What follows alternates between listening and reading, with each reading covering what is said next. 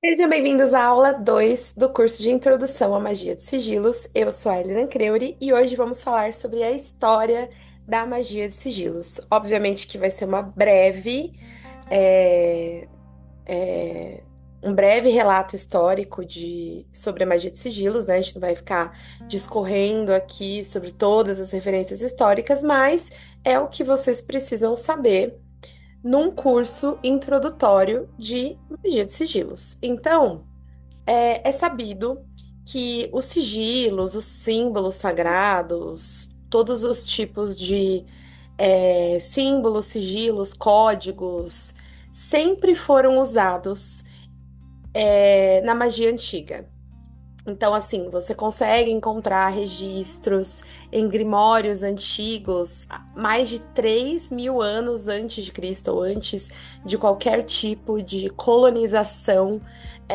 A gente tem os egípcios, a antiga Grécia, o esoterismo islâmico, e todas essas, e também o ocultismo renascentista, e todas essas vertentes mágicas em todos os redores do mundo. Todo mundo sempre usou símbolos, imagens com códigos imbuídos nesses símbolos para representar coisas mágicas. Isso sempre foi utilizado para acessar ou resumir grandes conceitos mágicos que estavam sendo postos ali. E aí a gente vê grimórios medievais, selos de magia planetária, magia cerimonial, trabalha muito com símbolos, e a cabala prática também, entre outros, né? Só que aí que vem a grande questão que mudou a magia de sigilos, traçando um paralelo entre o que era antes e o que era depois. Um- uma pessoa muito importante, um ocultista muito importante para a magia de sigilos é o Austin Osman Spare, que antes de ser um ocultista, ele é um artista. E ele trouxe uma diferenciação na magia de sigilos como era feita antes. Então, antes, todos esses selos, símbolos mágicos, eles eram representados e a força desses símbolos vinham de entidades, forças externas, inteligências maiores, forças divinas. Por exemplo, a gente tem os selos dos daimons. Cada selo representa um daimon. A gente tem selos de magia planetária. Cada selo, cada símbolo, cada sigilo vai representar um planeta.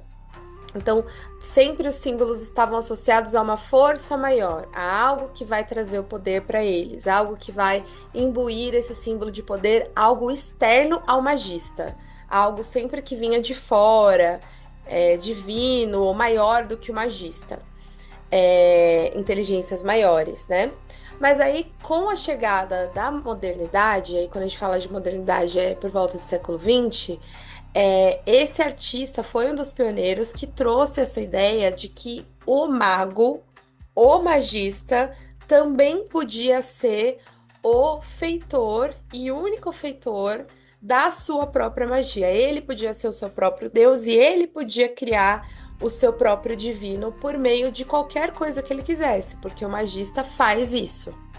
Então, ele fazia pinturas com símbolos mágicos, com sigilos, e todo o processo dele era intuitivo. Às vezes ele até tinha pinturas que ele fazia com olhos meio semicerrados ou fechados, porque ele tinha esse desenho livre, intuitivo, e ele era um magista. E aí ele trouxe para os seus desenhos, para sua arte, o aspecto de símbolos que traziam coisas da psique humana. Então, ele traz muito na sua arte o simbólico, mental e humano, sem a interferência do divino, sem que o mágico precise vir do divino. Então, deixa eu ver se eu tiro aqui da frente da carinha dele. Esses desenhos que vocês veem aqui no slide são obras desse artista, Austin Osman Spare.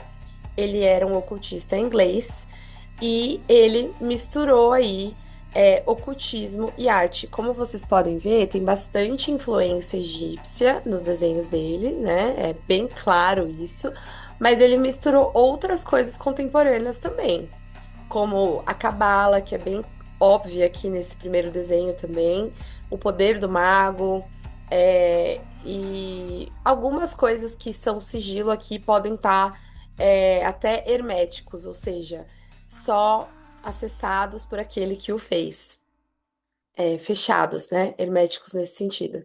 Então ele misturou ocultismo, arte, e ele rompeu com esse paradigma de a magia só vem se tiver um objeto divino de poder, tiver uma força maior. Não, você pode ser o seu próprio poder, você pode ser o seu próprio mago.